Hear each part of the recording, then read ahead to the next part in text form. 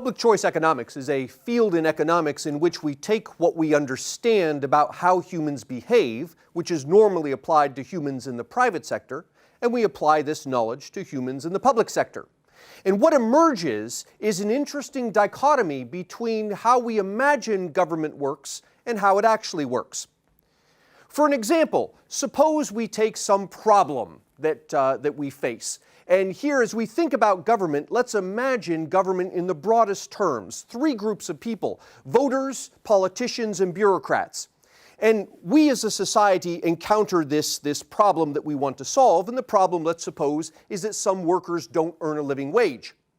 And so the way we imagine government works when we say to the government, fix this problem, is the following. We have the voters whose goal it is to help all people earn a living wage. And the way they go about doing that is by voting for politicians who support living wage laws. Then we have the politicians, and we imagine that their goal is to do what's in the best interest of society. And how do they go about doing that? By enacting and voting for living wage laws. Then finally we have the bureaucrats, who we call the public servants. Their goal, we imagine, is to serve the public. And the way they go about serving the public in this instance is by executing these living wage laws for the good of the poor. And what we imagine happens is unicorns and rainbows, all these wonderful things that will occur if we simply say to the government, fix this problem. Now let's look at the government through the eyes of a public choice economist. A public choice economist looks at these three groups, voters, politicians, and bureaucrats, and understands that these are human beings who face limitations and they have desires. So let's start with the voter. In the view of a public choice economist, the public choice economist says, here's a voter, he's a human being, what's his goal? Well, the goal of all human beings is to maximize their happiness. Now, some people's happiness comes from consuming things, collecting lots of money, lots of stuff. Other people's happiness comes from helping others, from doing good. Economists don't make any judgment as to what it is that makes you happy. We simply say that people pursue the things that make them happy. So here are the voters. Their goal is to maximize their happiness. How do they go about doing that? They will become informed and they will vote if the benefit of doing so exceeds the cost. Now we have the politicians. The politicians also are human beings, which means their goal is to maximize their happiness. And how do they go about maximizing their happiness? By attracting at least 50% of the voters. If the politician does not attract 50% of the voters to vote for him, he's no longer a politician, he's now something else. So the politicians that persist will be the ones that whose goal it is to attract 50% of the voters. Finally, we have the bureaucrats. The bureaucrats are human beings just like the rest. Their goal is to maximize their happiness. And how do they go about doing that? I will argue that the way the bureaucrats go about maximizing their happiness is by crafting their jobs to satisfy their needs. And what actually emerges is not the unicorns and rainbows that we imagine when we say the government should do this. Now you might say, yes, but we live in a democracy, and the whole point of a democracy is to guard against this selfish behavior. All we have to do is vote in better people, and if we vote in better people, we can have our unicorns and rainbows back. Well, let's think this through for a moment. Think about voter behavior in a democracy. Suppose we have two groups of people. A large group of people over here, we'll call this Group A, and a smaller group of people, Group B. And I'm going to propose a law for this group of people. And the law goes like this. We will take $10 from every person in Group A, burn half of it, and whatever's left we'll give to the people in Group B. Now the question is, how are people going to vote on this proposed law? Let's start out with a simpler question. Who wants to vote at all? So if I ask the people in Group A and Group B, would you like to vote for or against this law? All of them will raise their hands and say, yes, we would like to vote.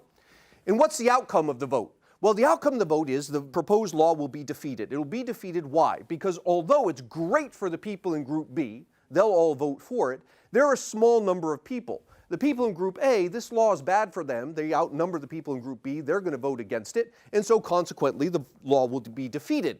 That raises another question, which is this good for society? And clearly it is. This is a stupid law. It should be defeated. And in defeating it, society is better off. This thought experiment is normally how people imagine voter behavior in a democracy working. In fact, it's missing an important point, and the important point it's missing is what economists call the information and the voting cost. And information and voting cost is the cost maybe in terms of money, maybe in terms of time and energy or effort, but it's the cost of first being aware that there's a vote pending, 2, reading up or investigating and finding out what it is that's under consideration, 3, reading this proposed law and deciding whether in the end you think this is good for you or bad for you, deciding how you're going to vote, and then finally getting up out of your chair, going to the voting place, voting, coming back home. All of that is costly, sometimes in terms of dollars, sometimes in terms of money, but it's costly. And in our thought experiment, what we'll do is simulate this information voting cost with a $20 fee. So I'm going to propose the same law for society. We're going to take $10 from everyone in Group A, we're going to burn half of it, we're going to give what's left to Group B. And the people can vote for or against, I don't care how they vote, but to vote at all, you must pay $20. That $20 represents the information voting cost. Now, ask yourself, who is going to want to vote in this instance? Well, the people in Group B clearly are going to want to vote. They stand to gain a lot from this law, and although they have to pay $20 to vote, what they stand to gain exceeds the $20 they have to pay, and therefore they will be interested in voting. But look at the people in Group A. The people in Group A each have to pay $10 if this law is passed. But the cost of fighting the law actually exceeds the cost of living with it. So the people in Group A have a strong incentive not to vote at all. And so what happens? Well, what happens is, in our thought experiment, this law passes unanimously. The only people who turn up to vote are the people in Group B, and the people in Group B unanimously vote for it, and the law passes unanimously. Is society better off? No, society is actually worse off. This is a bad law, and yet this is something that has emerged from the democratic process once you understand that an information and a voting cost is a real thing. Now, this is just a thought experiment, but you see this all over the place. Take, for example, sugar. There's a sugar tariff. All sugar that comes into the United States has a tariff attached to it. Therefore, when you buy sugar, you pay more than you would otherwise. Well, who benefits from this? The people who benefit are American sugar producers. It turns out sugar requires an equatorial environment to grow. And so to grow sugar in the United States, you have to build these large buildings and simulate an equatorial environment. This is all very costly. And when you're done, the cost of growing sugar in the United States ends up being much higher than the cost of growing sugar in more equatorial environments. Consequently, when American sugar producers try to compete with foreign sugar producers, they can't. The foreign sugar producers can produce sugar at a lower cost. And so the American sugar producers have an incentive to go to Congress and say, would you please impose a tariff on imported sugar so we can compete? And Congress, made up of politicians who are looking to get elected, turn to the electorate and say, hey, what do you think about this? And what the politicians see are basically two groups of people. A large group of people who are not sugar producers, who have other concerns in their lives, can't be bothered with reading the minutiae involved in a proposed law, find the idea of tariffs boring to begin with. And so when the politician turns to them and says, what do you think about this law involving tariffs? A lot of them just tune out.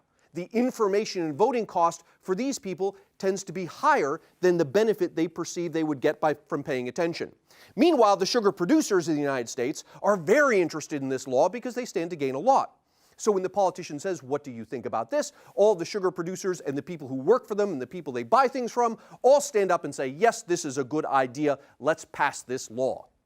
And I, as the politician, see then this sea of voters, one group of whom isn't even paying attention because they don't think it's worth their time, and another group who is intensely paying attention and is interested in my passing this thing. And so I have a strong incentive now to pass this law. And therefore, we end up with a sugar tariff.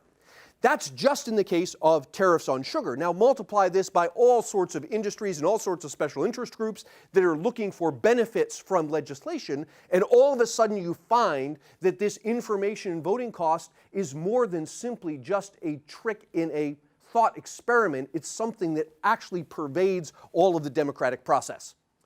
So what you're observing here is something economists call concentrated benefit and dispersed cost. In this case, the benefit of the law, taking the $10 from everybody in Group A and giving it to Group B, the benefit from this law is concentrated in the hands of a small number of people. That's the people in Group B. The cost is dispersed over many, many people. Those are the people in Group A.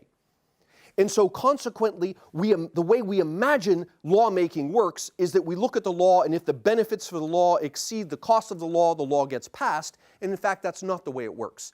We look at the law, and if the benefit per capita, benefit per person who's benefited, is larger than the cost per person, the cost per person on whom the costs are imposed, if that benefit per person exceeds the cost per person, then the law gets passed, even if the total benefit is small and the total cost is large.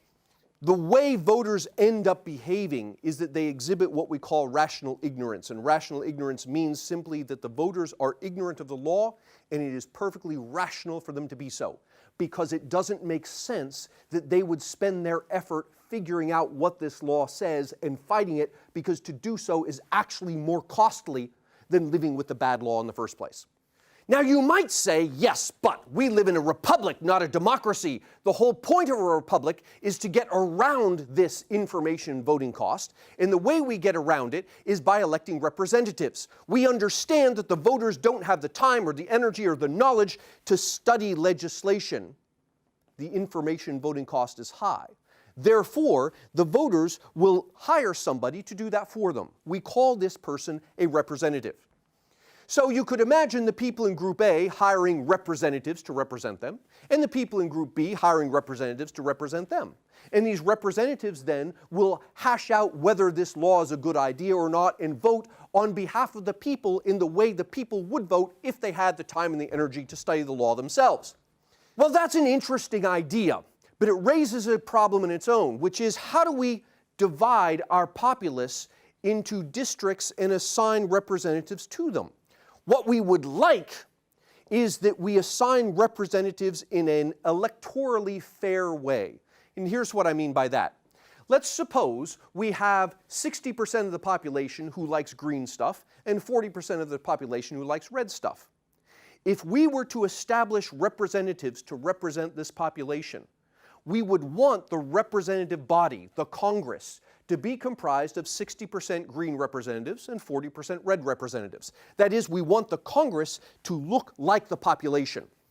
Now, one way to do that is something like the following. We put these 10 households in a district, and we say, you 10 households, you get to elect a representative. What kind of representative would you like? And these 10 households are all green, so if you ask them, they will say, we would like a green representative. Then we put these 10 households in a district, and we ask them, and they're green, they would also like a green representative, as will these 10 households. Now, these 10 households are all red. If we ask them what kind of representative they would like, they'll say, give us a red representative, and similarly will these 10 households. So when you're done allocating representatives to the people, you end up with fair representation. 60% of the population is green, 40% red. 60% of the representatives are green, 40% red. That works. Maybe. What happens when these people you have elected have the ability to redraw the congressional districts? For example, suppose instead of dividing the congressional districts like I showed you, we do it differently. We put these 10 households in a district, and we ask them, what sort of representative would you like? Well, these people would like to have a green representative. These people would like to have a red representative. This district is mostly green, so if we ask this district, they will say, give us a green representative. And if I put these 10 households in a district, they will also elect a green representative, as will those 10 households, those 10, and those 10. And notice what's happened now. By altering how we define the congressional districts, we have completely silenced the minority. The red households now have no representation in Congress at all. And if you think that's perverse, look at this. Suppose we were to put these 10 households in a district. Now, these 10 households are mostly red, so if we ask them what kind of representative would you like, they will say, give us a red representative. And if we put these 10 households in a district, they'll similarly elect a red representative. Now, if we put those 10 households in a district, they're almost entirely green. They'll elect a green representative, as will those 10 households. And finally, here's our last district comprised of these 10 households. They'll elect a red representative. And look what's happened. We have taken the same population we had before, redistricted it, and now we have a majority representation in Congress of a minority of the population. So the moral of this story is the information and voting cost means that we will have a tendency to pass laws that are bad for society because they benefit a small group of people, and the cost is spread out over so many people that it's not worth the large number of people's time to figure out what this law is and to fight it. And so we think maybe we should have instead a representative government. And the problem with the representative government is, depending on how we draw our district lines, we can have fair representation, which is fine, or the problem is we could completely silence the minority or give the minority majority representation.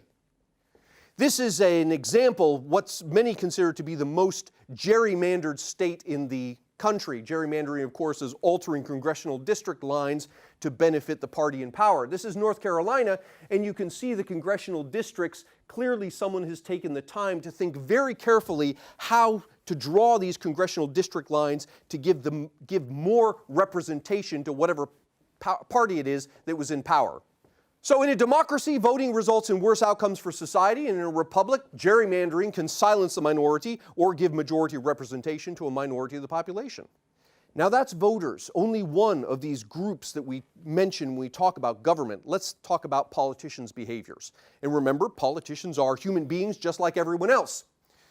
Picture the voters, and suppose the voters are thinking about a level of government service, right? And this might be something like the military or public education or public transportation, something like that. And you can imagine amongst all the voters, there's a lot of people who would like a low level of this government service. And you could imagine as well there's another large body of voters who would like a high level of this government service. And you could imagine perhaps there's a smaller number who would like a low to medium level of this government service, and a smaller number who would like a medium to high. And then finally, you might imagine that the fewest number of voters of all would like a medium level of this government service. Now, not all preferences for government service look this way, but a lot do. Here's an example. Think about the military. There are a large number of voters who believe that the United States has no business intervening militarily in foreign countries. We should have a small military that's devoted strictly to defending our borders. And then we have a large number of people who believe that we should bomb democracy into everybody on the planet. What we tend not to have are many people here who believe we should have a military that's large enough to be expensive but not large enough to be effective. So what you typically get with government service is this binary split of the voters between those who would like a small amount of the government service and those who would like a large amount. Now, superimpose on top of these voters a couple of politicians. And there's this guy. He's running for office. And remember, his goal is to get elected. And he says to the voters, look, if you elect me, I will provide you with this level of government service. And his opponent comes along, and the opponent says, well, elect me and I'll provide you with this level of government service. What do the voters think as they look at these two politicians? Well, these people like the guy on the left, because the guy on the left is promised to deliver exactly the level of government service they want. These people like the guy on the right. He's promised to deliver exactly the level of government service they want. Now, these people over here, they don't like either one of them. But of the two, they consider the guy on the right to be the lesser of the evils. He's going to provide a level of government service that they don't like, but is better than the level of government service the other guy is offering. So when I ask these voters, who are you going to vote for? These people vote for the guy on the left, and all of those people will vote for the guy on the right. So what happens? Well, what happens is the guy on the left is aware that this is how the voters are perceiving the two candidates, and he will alter his position. He'll come out and say, I have been consistently misrepresented in the media. I have never been for a low level of government service. I have always been for this level of government service. And now what happens? The voters rethink their positions. These people think that this guy is going to offer the level of government service they like the best. These people think this guy is going to offer the level of government service they like the best. So what does the guy on the left do? The guy on the left holds a press conference and says, if you elect me, I promise you I will provide this level of government service. And now what happens? All these voters like this guy, these voters like this guy, and you end up with each of the candidates getting about 50% of the vote. And what level of government service do we get? We get the level of government service that the least number of people wanted. This effect occurs so frequently, economists have given it a name. It's called the median voter theorem. And the median voter theorem says majority voting will yield the median voter's preference, even if the median preference is the thing that's liked by the least number of people. So you see here, for example, why if you pick any American at random and ask them, what do you think about public education in the United States? Invariably, they will say, we have a serious problem with public education. Almost all Americans will say that. But they'll say it for two different reasons. Half of them will say it because they believe that we're spending too much on public education, we should be spending a lot less. And the other half of them are going to say it because they believe we're spending too little on public education and should spend a lot more. And what we're actually doing is spending the amount that satisfies the median voter, which tends to be the amount that the least number of people are interested in. So the conclusion with politicians is, look, they don't seek the common good. They seek to get elected. And that's not to say that there are no politicians who care about the common good. It's to say the following. If you give me two politicians who are equal in every way except one, this guy's primary motivation is to seek the common good, where this guy's primary motivation is to get elected. On average, this is the guy who's going to win. And consequently, on average, the politicians that you will get are politicians whose primary duty is to get elected. And seeking the common good is something further down the list. So how do politicians go about getting elected? They seek to satisfy the median voter, even if the median voter is a small portion of the population. So we've seen how voters behave through the eyes of a public choice economist. We've seen how politicians behave through the eyes of a public choice economist. Let's now think about how bureaucrats behave.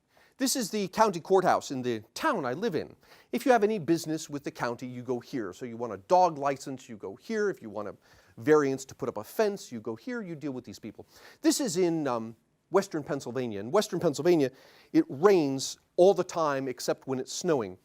And so you'll notice here, this dark area is an underground garage, which is quite nice because if it's raining or snowing, you can go in there, you can park, and your car doesn't get, wet or snowed on. There's an elevator, you can go up to where you need to go and do whatever business you need to do, come back down. If you're ever in this town and you have business with the county government and you go here and you go down the street and you turn to go into this parking garage, you'll see inside there a sign, and the sign says, parking for courthouse employees only. If you're there as a citizen to do business with the county, you have to park somewhere else. All right, where? I don't know. There's a couple places here. You can go down the street there, right? But this parking, the nice stuff, is reserved for the people who work in the building. Now think about this. Have you ever gone to a store and seen that all of the prime parking out front, close to the door, is reserved for the people who work at the store? Typically not. Typically, these spaces are reserved either for the handicapped, or a good manager will tell his workers, don't park near the building, park as far away as you can to reserve as many spots as we can close to the entrance for the customers, for the people who are going to come here. And why do they do that? This is very different behavior from what you see with the county courthouse. Businesses do that not because the manager of the business is somehow more altruistic than the people who work in the courthouse. It's not because the manager of the business is smarter than the people who work in the courthouse. They're the same brand of Homo sapien in both instances, the public sector or the private sector. The difference is one of motivation. In the case of the business, if I don't make it as easy as possible for you to come to my store and to transact business with me, you will go elsewhere and I'll lose your business. That's not the case with the county courthouse. With the county courthouse, if I want a dog license or I want a variance to put up a fence or whatever, I have to go here. I can't go to the county courthouse in the next county over, right? They'll send me away. If I have parking tickets I have to pay, I have to go here. I can't go to some other county courthouse. In fact, I don't even have the option to not go at all. They will send the nice gentleman with guns and handcuffs and force me to come and do business with them. The reason you get things like this, the prime parking reserved for the people who work here, is because of the difference in incentives. The people in the county courthouse do not have to make me the center of their lives because I have no choice but to deal with them. The people in the private sector have to make me the center of their lives because I have the ability to go elsewhere. So I had to renew my license recently, and in Pennsylvania, you get this thing in the mail, and it says, Pennsylvania's now, driver's license services are now online. And they give me this web address, right? The web address, they couldn't even be bothered to buy something neat like, renewyourlicense.com. It's dmv.state.pa.us. Okay, fine, whatever. This is a nice web address. I can go here. I can renew my driver's license. So I go to a browser. I type this thing in. And what do I see? I see this. There are 36 links on this page. And so I spend about 5 minutes clicking and backing out and clicking and backing out and clicking and backing out before I discover that this is the link I want, driver's license photo ID. So fine, I'm going to click on this thing. I'm going to renew my driver's license. You click on that link and you go here. And here you have another 25 or 30 links, and again another 5 minutes of clicking and backing out and clicking and backing out and clicking and backing out before I discover that this is the link I want, renewing your driver's license. Okay, good. I'm going to click on this. My driver's license will be renewed. You click on that link and you go here. This says, renewing your non-commercial driver's license. I don't know what all that means, but we have step number 1. This is good news. This means something's happening. Step number 1, receive an invitation to renew DL60A/DL60R or obtain form DL143. I don't know what that means. Imagine that you have to buy a screwdriver and you go to Home Depot. What normally happens? What normally happens is you walk into Home Depot and you walk up to the person, you say, hello, I'd like to buy a screwdriver. And if they're not busy, they'll often come out from behind the counter and say, well, come with me this way. And the screwdriver's over here. And if you need screwdrivers, maybe you need screws. And then we have screws. Oh, and we have 50% off on hammers this month. Maybe you want to buy a hammer. They will do everything they can to make it as easy as possible for me to conduct business with them. Because if they don't, I will go elsewhere. Imagine what would happen if you need to buy a screwdriver and you go to Home Depot and you say, hello, I'd like to buy a screwdriver, and they say to you, well, you'll need to fill out form DL60A/DL60R or obtain form DL143, right? What do? You leave, you go somewhere else. Pennsylvania can do this because if I want a Pennsylvania driver's license, I have no option except to deal with these people. All right.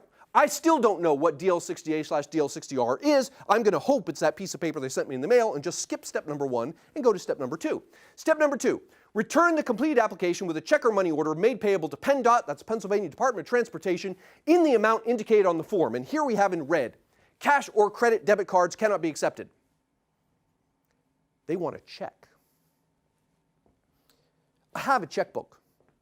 I write a check maybe once every 5 years. To these people.